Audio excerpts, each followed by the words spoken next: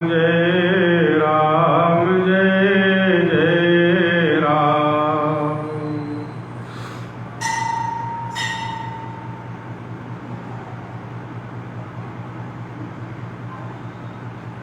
श्री राम जय राम जय जय राम।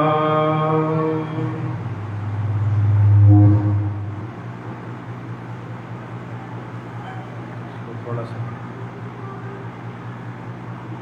मंगल भवन अमंगल हारी। हर हर श्री राम।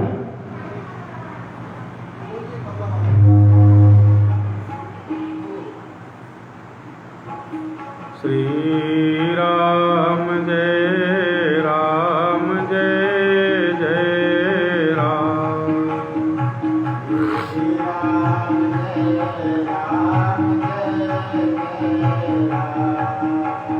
श्री राम जय राम जय जय राम।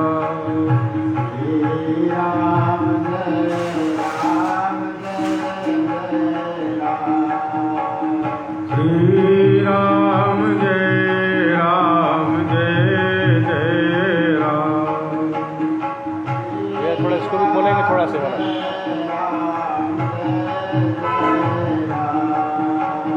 श्री राम जय राम जय जय राम। थोड़ा सा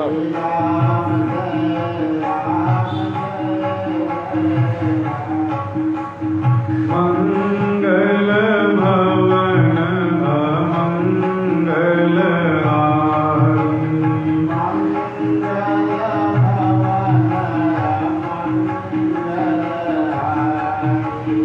गवाऊं सो दशरथ अजिर बिहारी।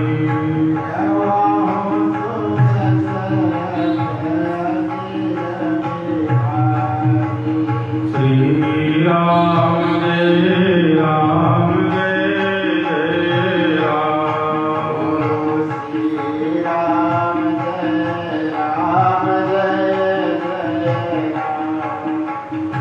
उमा कहूँ मैं अनुभव अपना।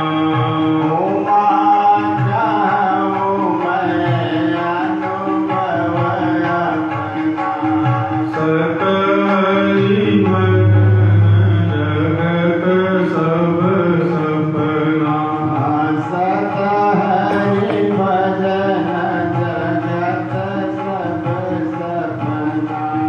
श्री राम जय राम जय जय राम।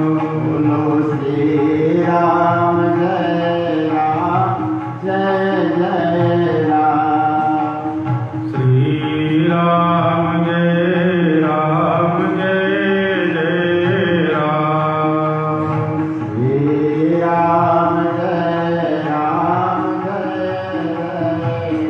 बोलिए शाम सदाशिव भगवान की। श्री गजानन स्वामी की। धर्म की अधर्म का प्राणियों में विश्व का गौ माता की गौ हत्या भारत धर्म सम्राट स्वामी श्री कृपात्री जी महाराज की। जगतगुरु श्री शंकराचार्य भगवान की। पूज्य दंडी स्वामी श्री अनंतेश्वरानंद सरस्वती जी महाराज की। श्री वृंदावन बिहारी लाल की। श्री जानकी रमण प्रभु की। श्री कवर्धन हनुमान की। श्री स्वरूपेश्वर महादेव की। अपने अपने माता पिता गुरु महाराज की। श्री शिव महापुराण की। श्री शाम सदाशिव भगवान की। हर हर महादेव। अनंत कोटि ब्रह्मांड नायक भगवान श्री शाम सदाशिव जी, उनकी शक्ति जगत जननी माँ जगदम्बा पार्वती मैया युगल सरकार के चरण कमलों में अनंत कोटि प्रणाम। साक्षात शिवस्वरूप श्री शिव महापुराण का पावन प्रसंग है, जिसमें मानव जीवन को सार्थक करने का प्रयास हम आप इसके श्रवण के माध्यम से कर रहे हैं। श्री शंकराचार्य जन कल्याण न्यास के द्वारा परम मंगलमय आयोजन है, जिसमें वाणी और श्रवणेंद्रिय को धन्य करने का प्रयास हम आप कर रहे हैं। शौनक आदि ऋषि सूत जी के साथ विराजमान है और सुंदर सुंदर प्रश्न करते हैं शौनक जी। सूत जी उनका उत्तर देते जाते हैं। इस तरह से प्रश्नोत्तर के द्वारा बहुत ही सुंदर शिव पुराण का पावन प्रसंग कहने सुनने में आ रहा है। ऋषियों ने सूत जी से पूछा, प्रणवस्य च माहात्म्यम षड्लिंगस्य महामुने शिवभक्तस्य पूजां च क्रमशो ब्रूहि नः प्रभो। ऋषिगण बोले कि आप हमको ये बताइए कि षड्लिंग स्वरूप प्रणव, जिनको हम ओम कहते हैं, ओंकार कहते हैं, उसको प्रणव भी कहते हैं। तो जो प्रणव है इसका महात्म्य आप हमको बताइए। और जो भगवान शिव के भक्त हैं, उन शिव भक्तों के पूजा करने का क्या फल है, ये भी आप हमको बताइए। आप ठीक है भाई। तो प्रणव का महात्मा और शिव भक्तों के पूजन का क्या फल है, उनकी विधि क्या है, इसके संबंध में प्रश्न किया। तब सूत जी कहते हैं कि महर्षियों, आपने बड़ा सुंदर प्रश्न किया। इनका सम्यक उत्तर तो भगवान महादेव ही दे सकते हैं, पर जैसा हमने सुना है वैसा आपको बताने का प्रयास करते हैं। तब प्रणव की व्याख्या करते हुए सूत जी महाराज शौनक आदि महात्माओं से कह रहे हैं, प्रोहि प्रकृतिजातस्य संसारस्य महोदधे नवं नामान्तरमिति प्रणवं वै विरुद्धा। जो प्रणव शब्द है, ओम ओंकार, इसको प्रणव भी कहते हैं। तो प्रणव शब्द पे चर्चा करते हुए उसके अर्थ का वर्णन करते हुए कहते हैं कि प्रणव में प्र, ण और व, तीन अक्षर हैं प्रणव शब्द में, तीन वर्ण, प्र, ण और व।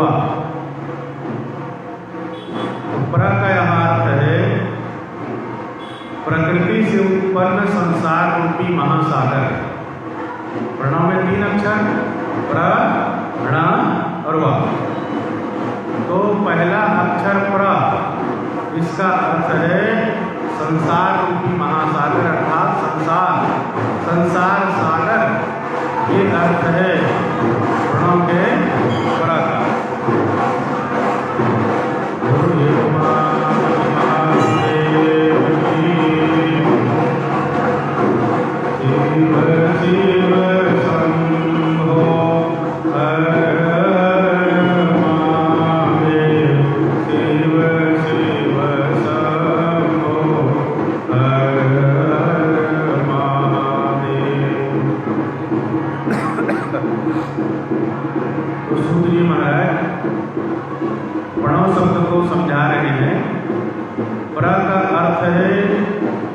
प्रकृति से उत्पन्न संसार रूपी महासागर एक प्रकार है।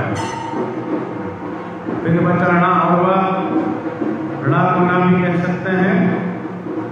कह यह जो संसार रूपी महासागर है, इसको पार करने के लिए क्या चाहिए? नौका चाहिए, नाव चाहिए।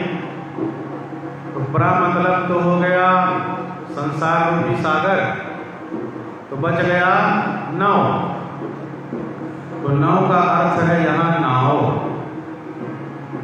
संसार रूपी सागर को पार करने के लिए जो नाव के समान है उसका नाम है प्रणव। बोलिए श्री शिव महापुराण की। प्रा मतलब संसार सागर और नौ का तात्पर्य यहाँ नाव से है। तो संसार सागर को पार करने के लिए जो नौका के समान है उसको प्रणव कहते हैं। फिर उसका अर्थ किया, इसीलिए महात्माओं ने इसको प्रणव कहा। जो इसका जप करते हैं, आराधन करते हैं, साधना करते हैं, वो संसार सागर से तर जाते हैं। प्रपंचो न नास्ति भूयुष्माकं प्रणवं विदुः प्रकर्षेण नयेद्यस्मात् मोक्षं वः प्रणवं विदुः। प्रणव शब्द का दूसरा अर्थ बता रहे हैं। प्रणव शब्द में प्र का यहाँ अर्थ है प्रपंच, ना का अर्थ है नहीं है, वह का अर्थ है तुम लोगों के लिए। तुम लोगों के लिए प्रपंच नहीं है, ये इसका अर्थ है। इस भाव को लेकर के भी ओम को प्रणव कहा जाता है। प्र मतलब प्रपंच, ना मतलब नहीं है, वह यानी तुम लोगों के लिए। तो जो प्रणव का जप करता है, जो प्रणव का साधन करता है, जो प्रणव का साधक है, उसके लिए संसार रूपी प्रपंच नहीं है। प्रपंचो न नास्ति यो युष्माकं प्रणवं विदुः। इस तरह से प्रणव का ही दूसरा अर्थ। फिर प्रणव का अर्थ बताया कि प्रकर्षेण, न से नये, व से युष्मान मोक्षम इति वा प्रणयः प्रणवः। यहाँ इसका अर्थ हुआ कि जो अपने जप करने वाले उपासकों को बलपूर्वक खींच करके मोक्ष तक पहुंचा दे, उसका नाम है प्रणव। जो इनकी साधना करते हैं, जो इनको जपने के अधिकारी हैं, जो इनके जपने के पात्र हैं, तो अपने साधकों को, साधना करने वाले को बलपूर्वक मोक्ष तक जो पहुंचा दे, उसका नाम है प्रणव। प्रकर्षेण न नये वह युष्मान मोक्षम इति वा प्रणवः। जो अपने उपासकों को बलपूर्वक मोक्ष तक पहुंचा देता है, उसका नाम प्रणव है। प्रकर्षेण नयेद्यस्मान् मोक्षम वह प्रणव विदुः। जो अधिकारी हैं और इनकी साधना करते हैं, उनको ये मोक्ष तक पहुंचा देते हैं।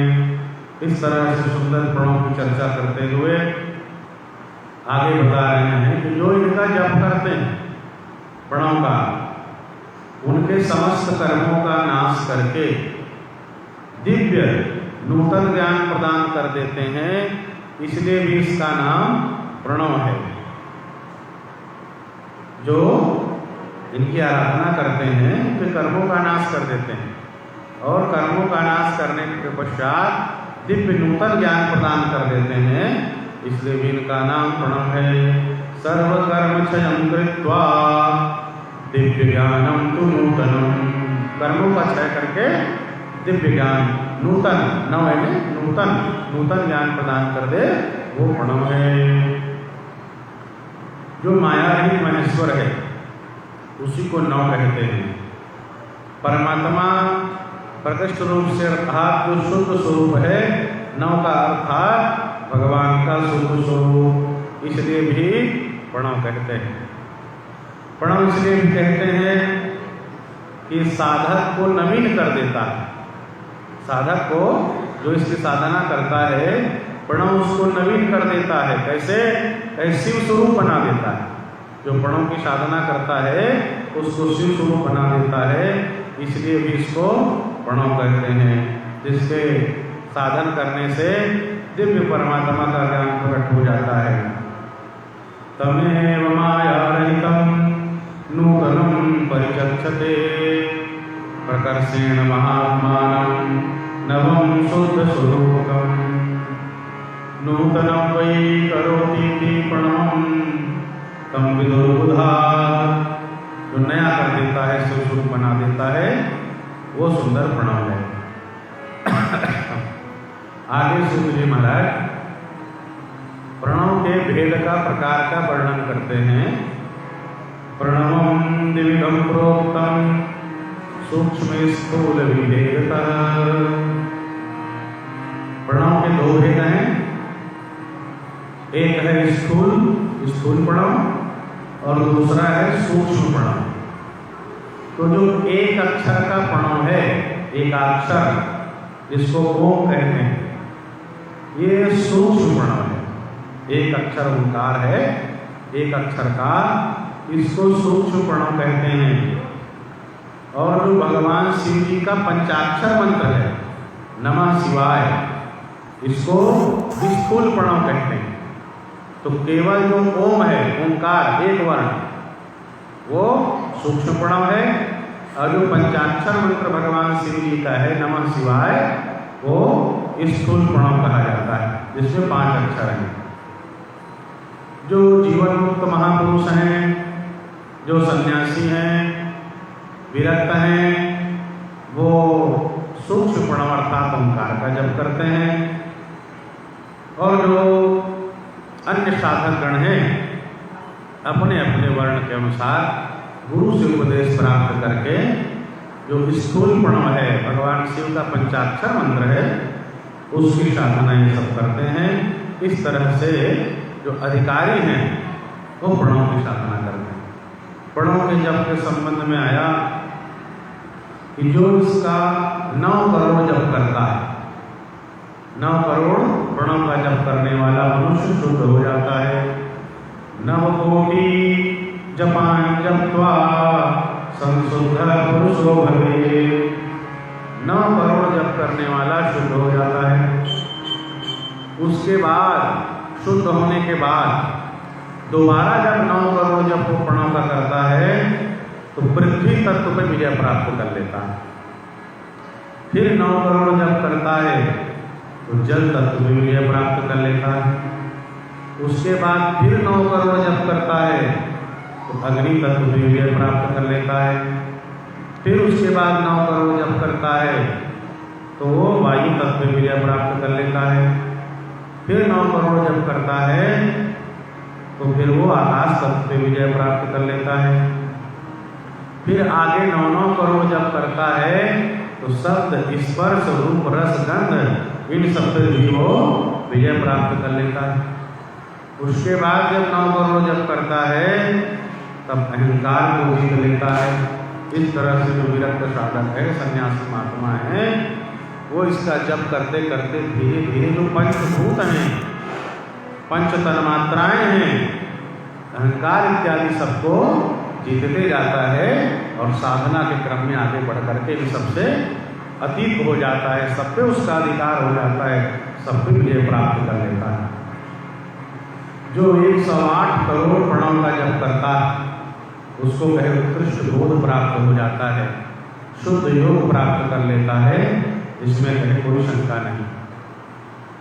मंत्र का वर्णन करते हुए सूत जी कहते हैं कि जो मंत्र होते हैं, इन मंत्रों की जब हम साधना करते हैं तो इन मंत्रों के भी 10 प्रकार के संस्कार होते हैं, 10 विध। तब वो मंत्र सिद्ध होता है, जागृत होता है और जप करने वाले को फल प्रदान करता है। पहला संस्कार है जनन। मंत्र के जो 10 संस्कार हैं उसमें पहला संस्कार जनन है। दूसरा है दीपन, तीसरा है बोधन, चौथा है ताड़न, पांचवा है अभिषेचन, छठवा है विमलीकरण, सातवां है जीवन, आठवां है तर्पण, नौवां है गोपन और 10वां है अप्यायन। इस तरह से मंत्र के 10 संस्कार होते हैं। फिर जब जितने अक्षर उसमें होते हैं उतने लक्ष्य हम जब करते हैं तब वो मंत्र सिद्ध होते हैं। इस तरह से सबकी इसमें व्याख्या की गई है, बताया गया है कैसे कैसे जन्म, विपन, बोधन, ताड़न इत्यादि किया जाता है। इन 10 संस्कार जो जानकार हैं ये लोग किया करते हैं। सदगुरु के सानिध्य में सब होता है। क्रिया, तप और जप के आधार पर शिव योगी के 3 प्रकार होते हैं। जो भगवान शिव के भक्त हैं, शिव के आराधना कर रहे हैं, पहला है क्रिया योगी, दूसरा है तपो योगी और तीसरा है जपो योगी। इस तरह से क्रिया योगी, तपो योगी, जपो योगी भगवान शिव की आराधना करने वाले ये आराधक होते हैं। जो भगवान शिव के ये योगी हैं, ऐसे महात्माओं को जो भगवान शिव के भक्त हैं, शिव के भक्तों का जो 100 प्रकार से सुंदर पूजन करता है, महात्माओं का, शिव भक्त महात्माओं का पूजन करता है, भगवान शिव से बहुत प्रसन्न होते हैं। शिव भक्तों का पूजन करने वाला शुद्ध हो जाता है। भगवान शिव की कृपा से सालोक्यादि मोक्ष प्राप्त करता है, मुक्ति को प्राप्त कर लेता है। पूजया शिव योगिनाम, जो पूजन करता है मुक्तिम लभे नरः, मुक्ति को भी प्राप्त कर लेता है। जप योग का वर्णन करते हुए भगवान शिव के मंत्रों के जप के संबंध में बता रहे हैं। यह जो पंचाक्षर मंत्र है, शिव नाम नमः पूर्वम चतुर्थ्याम पंचतत्वकम स्थूल प्रणव रूपम ही शिव पंचाक्षरम द्विजा। स्थूल प्रणव पंचाक्षर मंत्र का कैसे जप करें? तो जो ब्राह्मण है उनके लिए द्विज है, नमः पद पहले आएगा, उसके बाद चतुर्थी विभक्ति के साथ शिव शब्द होगा, तो बनता है नमः शिवाय। तो जो द्विज हैं, ब्राह्मण, क्षत्रिय, वैश्य हैं, जिनका यज्ञोपवीत संस्कार होता है, वो सुंदर गुरु से इस मंत्र को प्राप्त करके गुरु से उपदेश लें और सुंदर आसन में बैठ करके रुद्राक्ष की माला में अपने अपने वर्ण के अनुसार सुंदर इस मंत्र का नमः शिवाय ये जप करना चाहिए। जो माताएं हैं, चतुर्थ वर्ण के बंधुगण हैं, उनका जप करते हैं तो नमः अंत में लगता है, तो वो जो है शिवाय नमः ऐसा जप कर सकते हैं। चतुर्थ वर्ण के और माताएं क्या जपेंगे? शिवाय नमः। ब्राह्मण और द्विज जो है वो नमः शिवाय। इस तरह से इसमें जप करने का बताया गया। और जप करते हैं तो जो माला है उसके सुमेरु का उल्लंघन नहीं करना चाहिए। ये माला है, माला में सबसे ऊपर एक दाना लगा हुआ है, ये ऊपर के दाने को कहते हैं सुमेरु। जब आप जप करते हो तो सुमेरु का उल्लंघन नहीं होना चाहिए, इसको लांघना नहीं चाहिए, नहीं तो जप निष्फल हो जाता है। जैसे आप जप कर रहे हैं, यहाँ से आपका जप प्रारंभ होगा, शिव शिव शिव शिव आप जप रहे हैं, धीरे धीरे धीरे धीरे जपते जपते आप इधर आएंगे, फिर शिव शिव शिव शिव शिव शिव, ये यहाँ पे आ गया। इसके बाद है सुमेरु। अब ऐसे इसको आप क्रॉस करते हैं, सीधा ऐसे लांघ दिया, ऐसे जप निष्फल हो गया। आप यहाँ पहुँचे हो, ये आगे सुमेरु है, ये उंगली जिसमें आप चंदन लगाते हैं, इस अनामिका उंगली में रखे हुए ये सुमेरु पास में आ गया है। सुमेरु लांघना नहीं है, इसको ऐसे करके मोड़ लेना, यहीं से फिर प्रारंभ हो जाएगा। जहाँ आपका 108वां मंत्र है वहीं से फिर प्रारंभ हो जाएगा। फिर आप शिव शिव शिव शिव इस तरह जप रहे हैं और जपते जपते अब यहाँ से एक हो गया, और जपते जपते धीरे धीरे 54 का माला है, 27 का माला है जो है, फिर यहाँ आप आ गए 107, और फिर शिव 108। ये इसको लांघना नहीं है, अनामिका उंगली में रखे हुए ये ऐसे करके यहीं से प्रारंभ हो जाए। तो यहीं से फिर आप प्रारंभ करेंगे कि सुमेरु का लंघन नहीं किया जाता है। इस तरह से जप करना चाहिए, और आसन में सुंदर बैठ करके, शुद्ध पवित्र आसन में बैठ करके, स्नान करके, धोती पहन करके, कंबल के आसन में बैठें या उषा के आसन में बैठें या ऊन इत्यादि के आसन में। अब घर के चादर में, चटाई में, प्लास्टिक में, उसमें ऐसा नहीं बैठा जाता है। अलग अलग आसन में बैठने का अलग अलग फल होता है।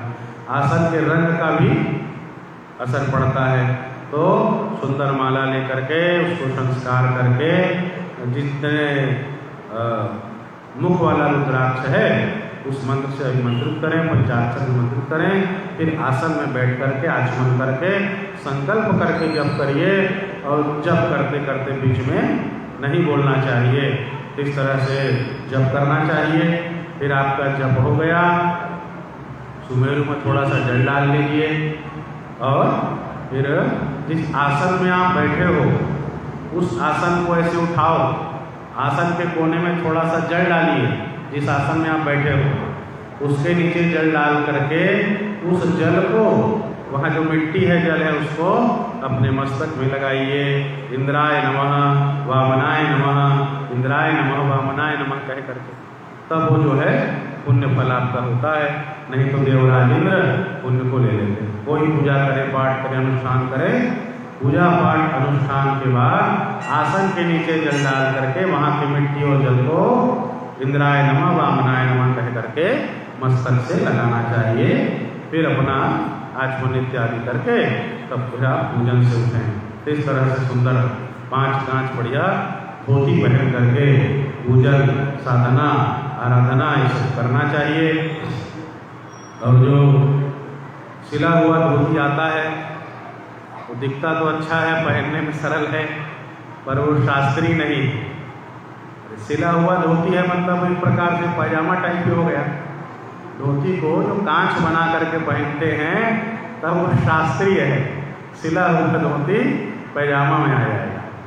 इसलिए धोती अपना कांच करके, जैसे हमारे पुजारी जी पहने हुए हैं, बहुत सुंदर धोती पहनते हैं, ऐसा कांच करके पहने तब वो होता है। तो इस तरह से भी ध्यान रखें, आसन इत्यादि का ध्यान रखें। इस तरह से सुंदर जप करना चाहिए। मंत्र के जिस स्वरूप में जिसका अधिकार है उसी स्वरूप में, उसी ढंग से सुंदर मंत्रों का जप करना चाहिए, तब उसका सुंदर पूरा फल प्राप्त होता है। आइए भैया से भजन सुन लेते हैं, और भजन के पश्चात फिर आगे की चर्चा करेंगे। बोलिए शाम सदा शिव भगवान की, श्री शिव महापुराण की।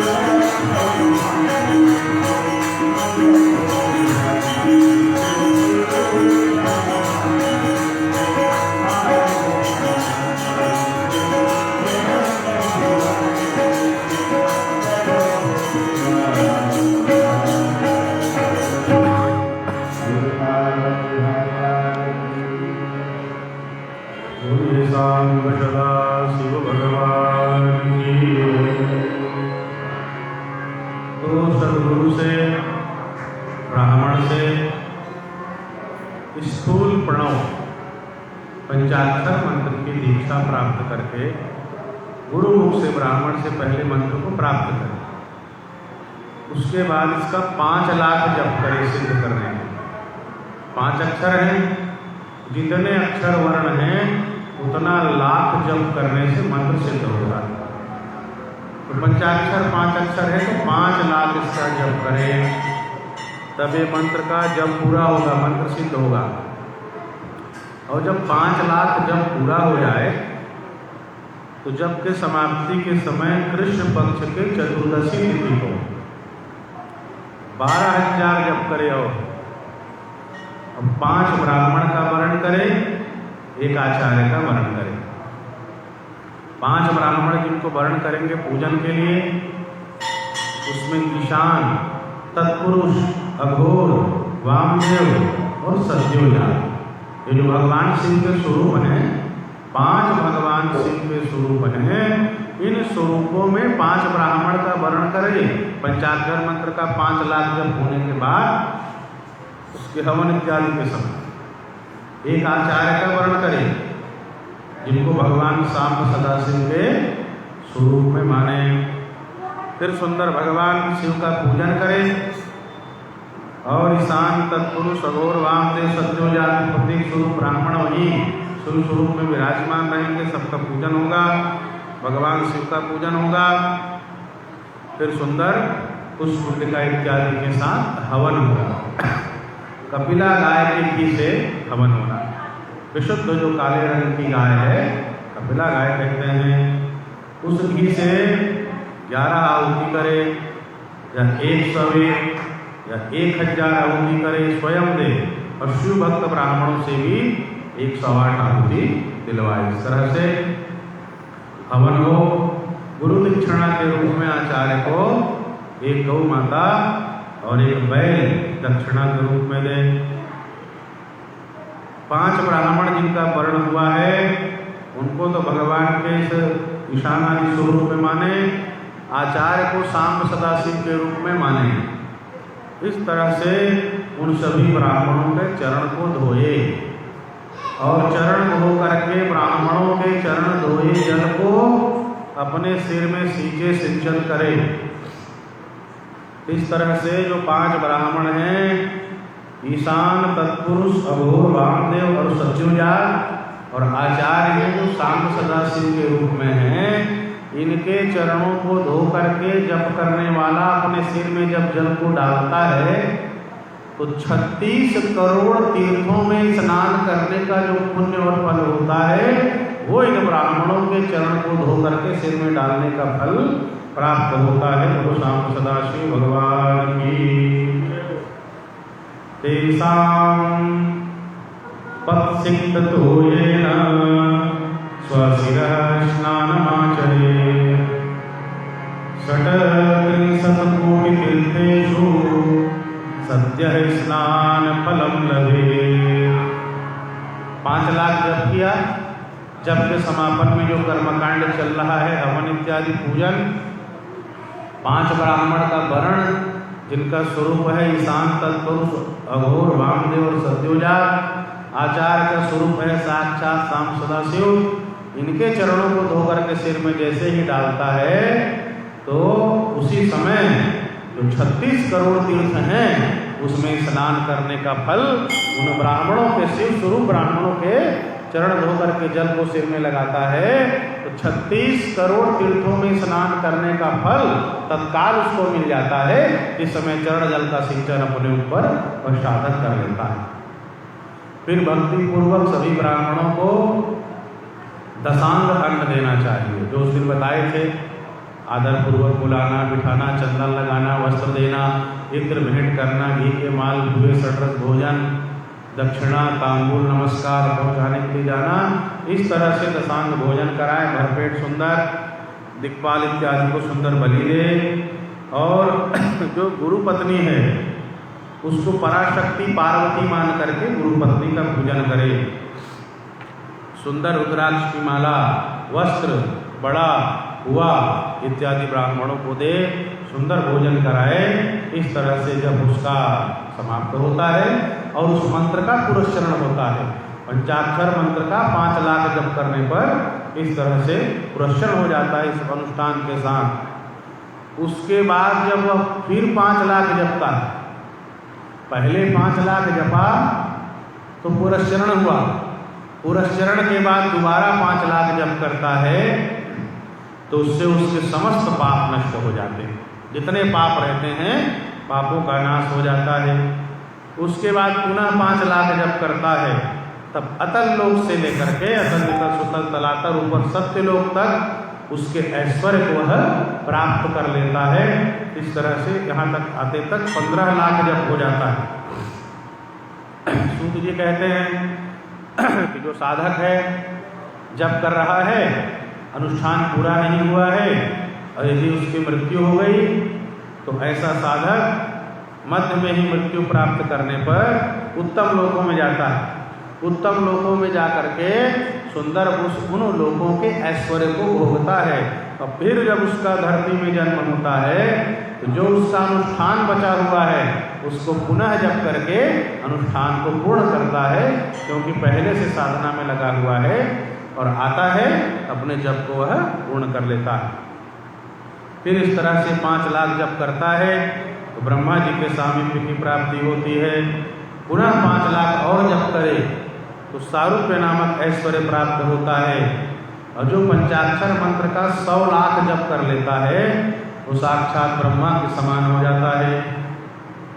फिर जब प्रलय होता है, अब प्रलय होने पर ब्रह्मलोक में वह जाएगा, यथेष्ट भोगों को भोगेगा। और जब फिर कल्प का आरंभ होता है, ब्रह्मा जी के दिन का प्रारंभ होता है, तो वो जो साधक है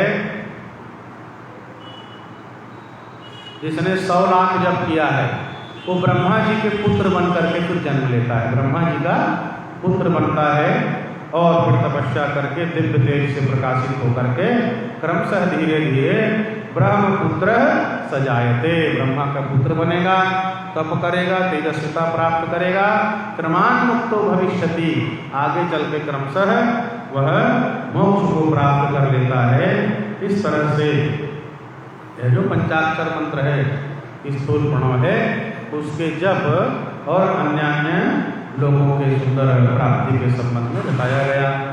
फिर बताया गया कि जब करते करते साधक पंचभूतों को, तन्मात्राओं को, अहंकार इत्यादि को जीत करके धीरे धीरे आगे बढ़ता है।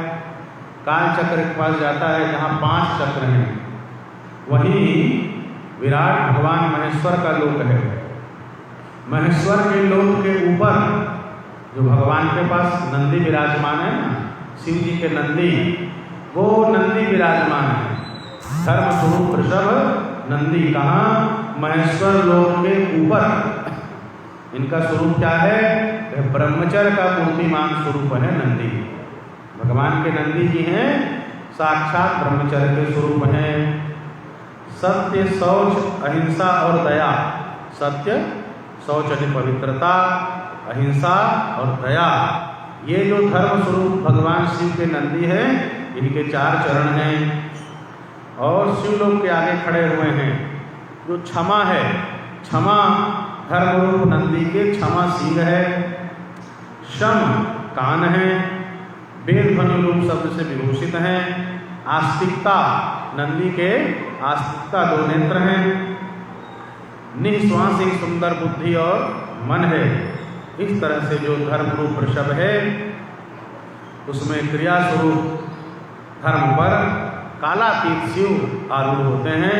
इस तरह से धर्म रूप नंदी का सुंदर वर्णन किया गया।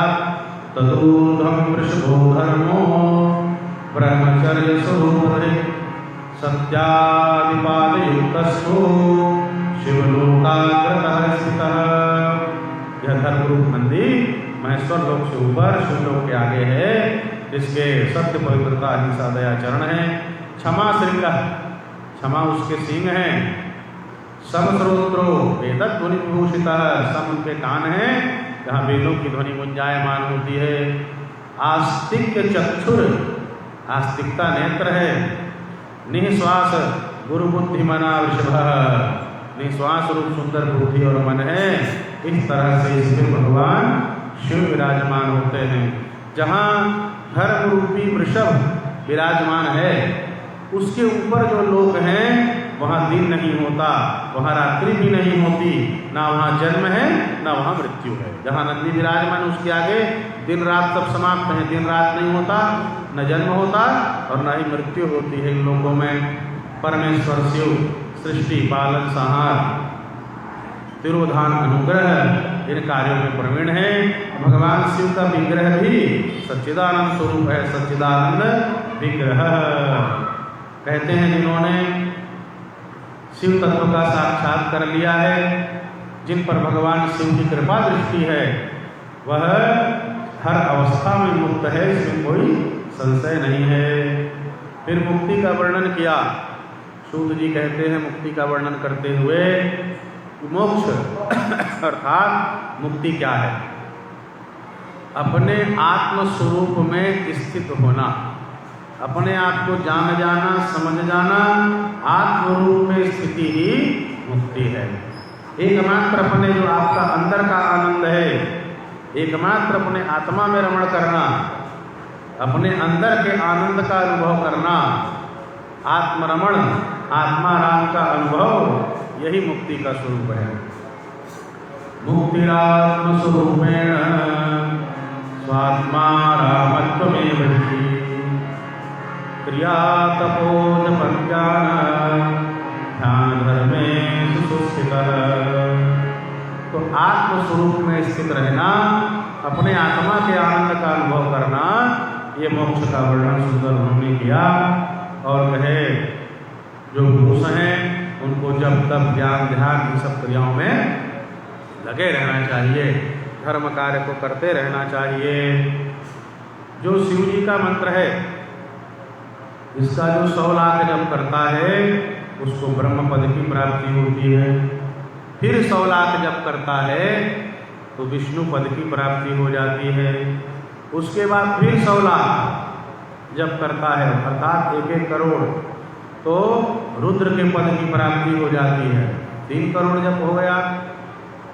फिर 100 लाख जप करता है अर्थात 4 करोड़ जप हो जाता है, तो ऐश्वर्यमय पद है उनकी प्राप्ति हो जाती है। इस तरह से जप की महिमा और कितना कैसे जप करे इसका वर्णन किया गया। कहे सावधानी पूर्वक, सावधानी किए बिना 105 करोड़ मंत्र का जो जप करता है वह प्राणी 5 आवरण, पशु, पास, माया, शक्ति और रोध, ये जो 5 आवरण हैं, ये सबसे बाहर शिवलोक को प्राप्त कर लेता है। कितना जप करने वाला? 105 करोड़ जप करने वाला। इस तरह से व्यक्ति जब साधना में लगता है तो जप होता है, करने वाले कर लेते हैं। अब नहीं करने वाले की बात अलग है, सामान्य घर से फंसा हुआ हो। पूज्यपाद तुलसीदास जी महाराज ग्रंथों का लेखन भी करते थे, भगवान की आराधना भी करते थे, साधना भी करते थे। और जब तुलसीदास जी महाराज काशी में थे, जब उन्होंने निवास किया, ग्रंथ लेखन किया, तो तुलसीदास जी महाराज ने कभी भी काशी के सीमा में मल मूत्र का त्याग नहीं किया। नौका लेकर के काशी की सीमा से बाहर जाते थे। इतने दिनचर्या में रहते हुए भी कई नौका उन्होंने राम नाम की भरी।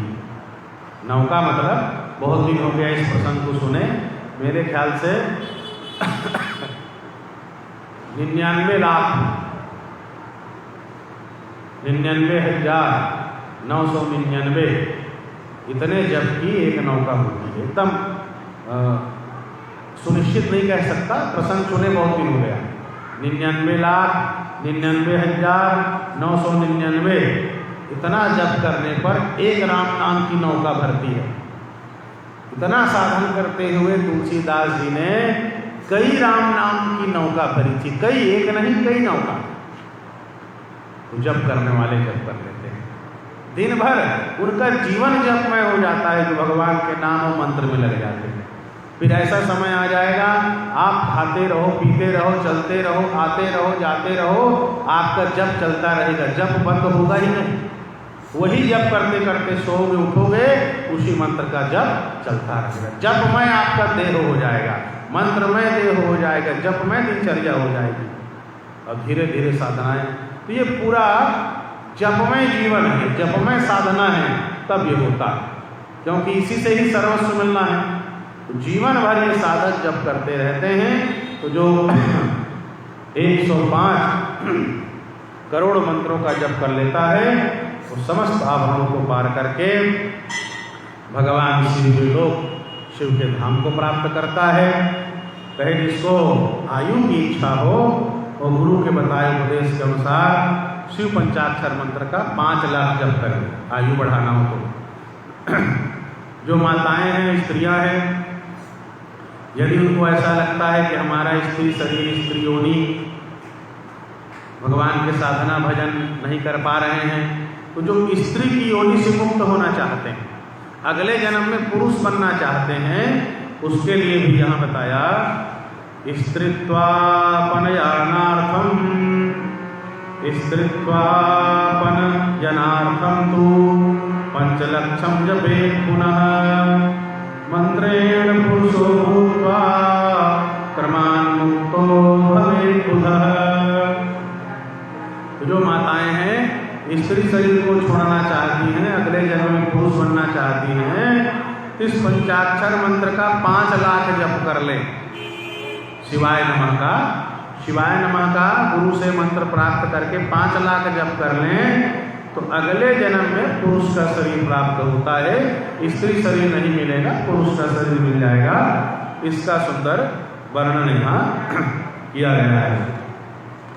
फिर जप के द्वारा यहाँ बताया गया कि जो क्षत्रिय हैं 5 लाख जप करते हैं, क्षत्रियत्व के गुण से ऊपर हो जाते हैं, और फिर 5 लाख जप करते हैं तो मंत्र विप्र हो जाते हैं। वैसे ही जो वैश्य हैं 5 लाख जप करेंगे, अपने गुण से ऊपर हो जाएंगे, फिर 5 लाख जप करेंगे तो मंत्र क्षत्रिय बन जाएंगे, फिर 5 लाख जप करेंगे तो मंत्र विप्र बन जाते हैं।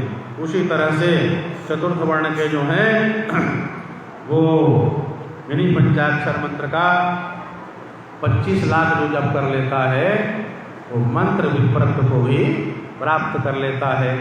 चाहे कोई स्त्री हो, चाहे पुरुष हो, किसी भी वर्ण का, किसी भी जाति का व्यक्ति क्यों न हो, वो भगवान शिव के पंचाक्षर मंत्र का जप कर सकता है। शिव के पंचाक्षर मंत्र में सबका अधिकार है। भगवान ने जरा भंडारा कर दिया है, तो नमः शिवाय और शिवाय नमः, जिसमें आपका अधिकार है अपने अधिकार के अनुसार जप करना चाहिए। ये ना सोचे वह नमः शिवाय जपत है तो मैं शिवाय नमः काबर जपूँ, ये इसका विधान है। जैसा पुराण जी ने कह दिया वैसा जप करेंगे, आपको सिद्धि मिल जाएगी। अपने अपने पात्रता और अधिकार के अनुसार वर्णन है। कहे जो गुरु हैं कहे उनको भी चाहिए कि सुंदर इसी ढंग से वो इनका उपदेश करना चाहिए। और जैसा कहा गया है वैसे मंत्र के स्वरूप को जाने समझे और भक्ति पूर्वक उसका जप करे। इन मंत्रों का जितने मात्रा में दिया गया है उसका जप करने वाला उसके संपूर्ण फल को प्राप्त कर लेता है। बोलो सांब सदा शिव भगवान की। आइए हमारे भैया जी आ गए हैं, सुंदर एक भजन का श्रवण करते हैं और भजन श्रवण करके आगे के प्रसंग में चलेंगे। बोलिए श्री शिव महापुराण की, श्री शाम सदा शिव भगवान की। तो सुंदर जो पंचाक्षर मंत्र है जिसको स्थूल प्रणव कहते हैं, भगवान शिव ने इसमें सबका बढ़िया अधिकार दिया है। तो कोई नमः शिवाय बुद्धि हैं जिनका जनेऊ होता है, जिनका यज्ञोपवीत संस्कार होता है, वो नमः शिवाय जपते हैं माताएं। और चतुर्थ वर्ण के उस शिवाय नमः जपना चाहिए गुरु से मंत्र प्राप्त करने के पश्चात। और सुंदर आसन में बैठे धोती पहन करके आचमन इत्यादि करके रुद्राक्ष के माला में और जपी में, मैं आपको जो बताया सुमेरु नहीं लागते वो दिखा करके माला को ढक के जपते हैं। जो माला जप है ना गोपनीय होता है। जो जप करने के जब भी होता है ये तर्जनी उंगली उसमें बाहर रहती है, ये उंगली प्रयोग नहीं करते जप करते समय। मध्यमा या अनामिका इसको प्रयोग करके जप करें, ये उंगली बाहर रहेगी। जब भी भैया ये बाहर निकल जाइए, हाँ बस ऐसे करके ये मध्यमा को ऊपर रख लीजिए, अंगूठे से सरकाते जाइए इस तरह से, ये बाहर रहेगी, ये उंगली नहीं लगाना है क्योंकि ये खाली दूसरे का दोष दिखाता है।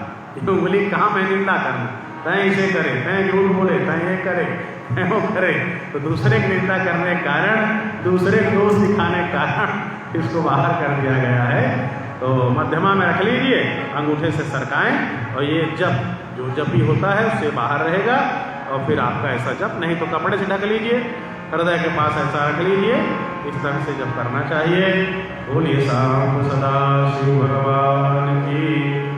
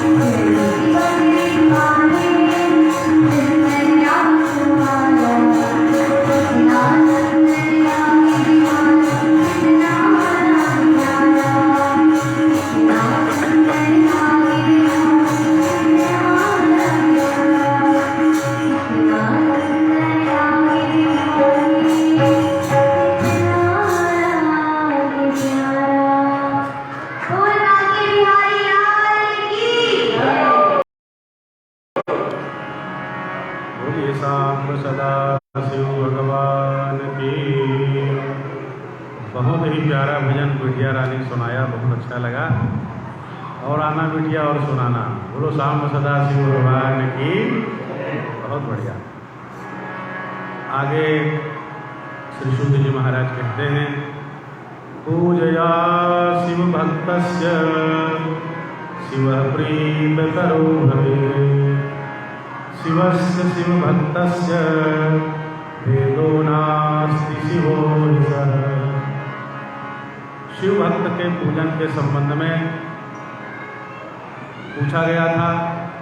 सूत जी वर्णन करते हैं कि कि जो शिव भक्त की पूजा करता है, भगवान शिव के जो भक्त हैं, ऐसे भक्तों का जो पूजन करे, इससे भगवान शिव बहुत प्रसन्न होते हैं। क्योंकि भगवान शिव में और शिव के भक्त में कोई भेद नहीं है, कोई अंतर नहीं है। शिव और शिव के भक्त दोनों साक्षात शिव स्वरूप ही हैं। बोलो शाम सदा शिव भगवान की। भक्त और भगवान में कोई भेद नहीं होता है क्योंकि दोनों भक्त जो है भगवान का निरंतर चिंतन करता है। तो निरंतर चिंतन करने के कारण, निरंतर ध्यान स्मरण करने के कारण भक्त जो है भगवानमय हो जाया करता है। ऐसा नारद भक्ति सूत्र में भी आया है कि भक्त और भगवान एक रहते हैं। जो शिव भक्त माताएं हैं उनको जगदम्बा पार्वती के स्वरूप में मानना चाहिए, जानना चाहिए। 5, 10 या 100 जितनी अपनी सामर्थ्य हो, ऐसे शिव भक्तों को सपत्नी पत्नी सहित बुला करके सुंदर प्रेम से भोजन कराए, उनका आदर करे, सम्मान करे और धन तन गेह इत्यादि सब में भगवान शिव की ही भावना रखनी चाहिए।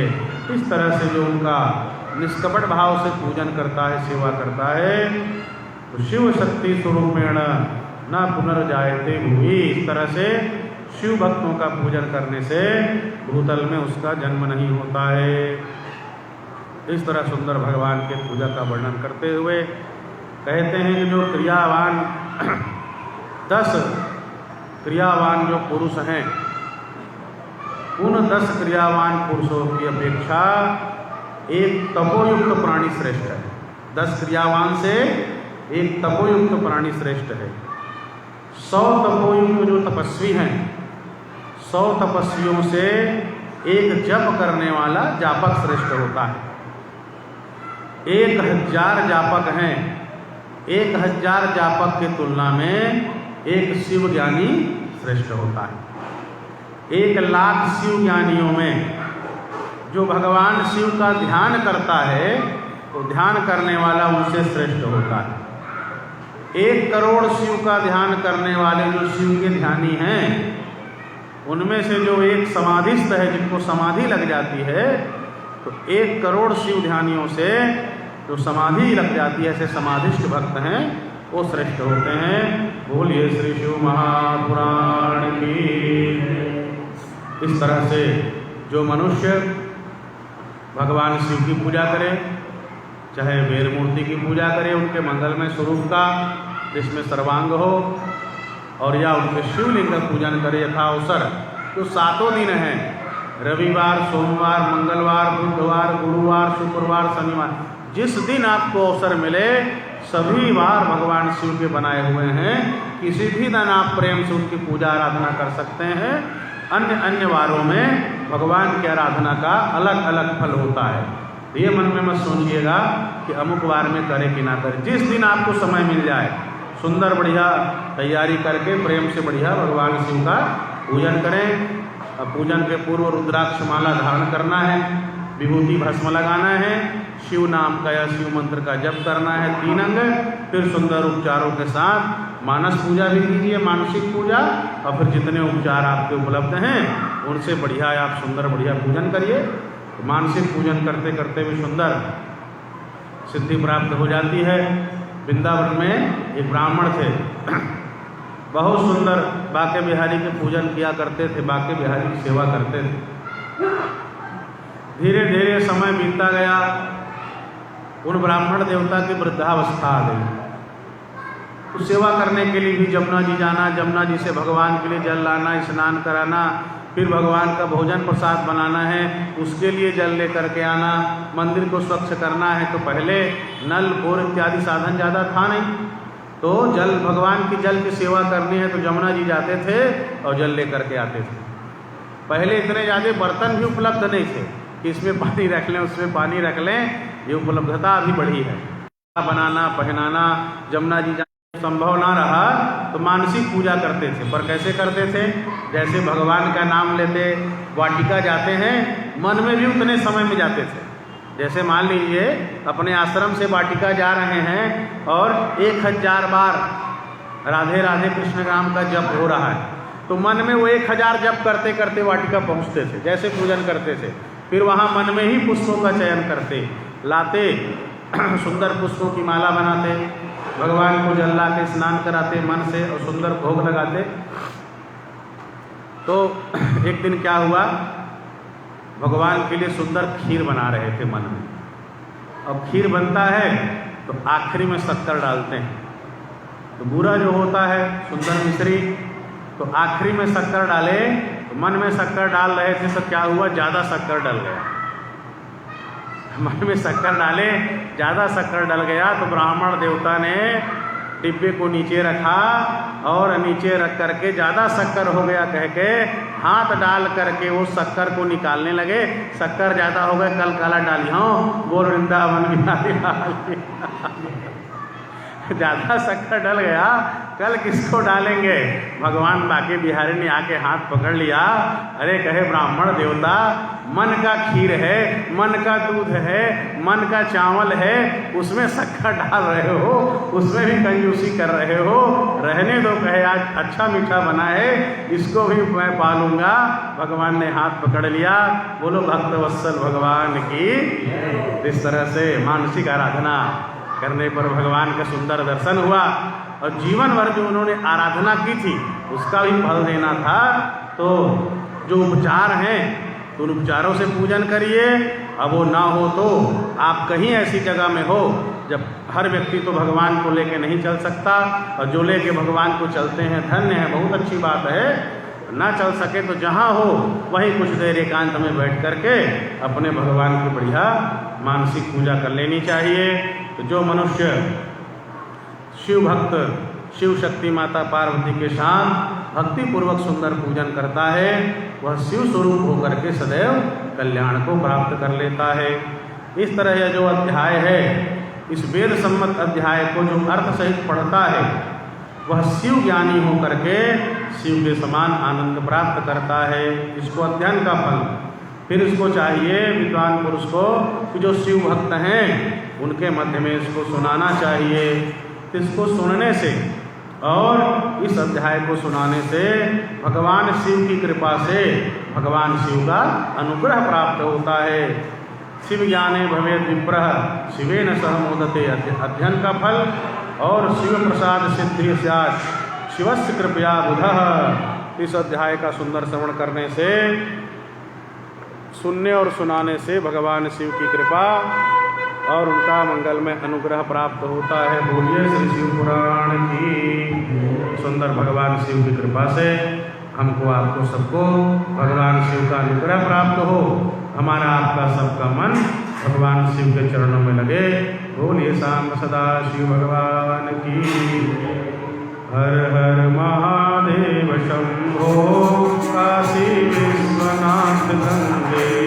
हर हर महादेव शंभो काशी विश्वनाथ गंगे। हर हर महादेव शंभो काशी विश्वनाथ गंगे। हर हर महादेव शंभो काशी विश्वनाथ गंगे। काशी विश्वनाथ गंगे सदा शिव पार्वती संगे। काशी विश्वनाथ गंगे सदा शिव पार्वती संगे। काशी विश्वनाथ गंगे सदा शिव पार्वती संगे। काशी विश्वनाथ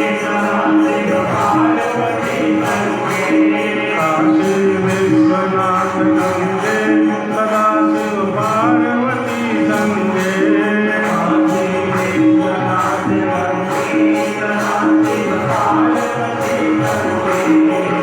हर महादेव शंभो काशी विश्वनाथ गंगे। हर हर महादेव शंभो काशी विश्वनाथ गंगे। हर हर महादेव शंभो काशी विश्वनाथ गंगे।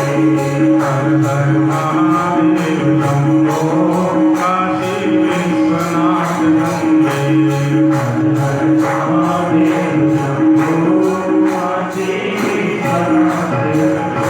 सांब सदा शिव भगवान की। श्री शिव महापुराण की। आइए अपने अपने स्थान में खड़े हो जाएंगे। भगवान श्याम सदा शिव की शिव पुराण की मंगलमय आरती। बोलिए श्री शिव महापुराण की।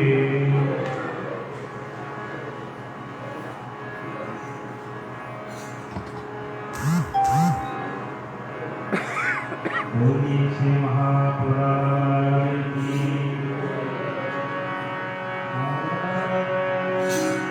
बोलिए श्री रामचंद्र सरकार की जय। ओम जय